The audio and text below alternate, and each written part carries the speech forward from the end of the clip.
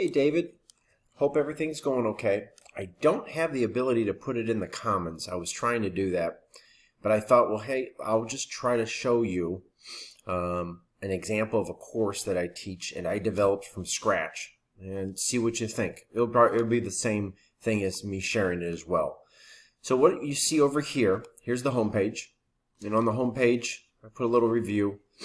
Faculty information, textbook information. This is the free textbook Flatworld they want us to use here. Announcements. I post weekly announcements. Computer's a little slow.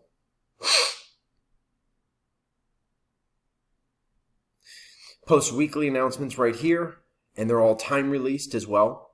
So I like to post weekly announcements. In my weekly announcements, I try to embed some video in there as well that's relevant to the economy.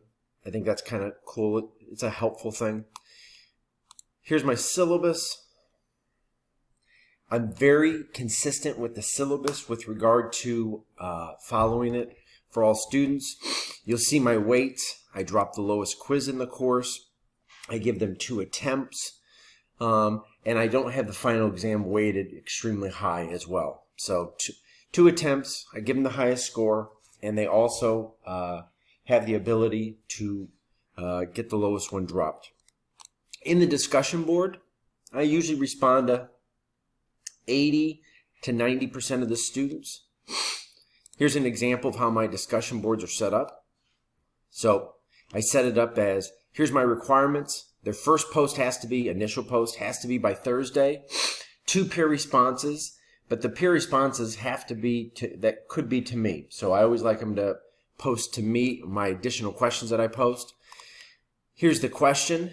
Here's a citation generator because I have to provide APA formatted reference and citation. Easy to do after they complete it. If you click on the assignment tab, that's going to include all the quizzes. Quizzes are all multiple choice. And discussions.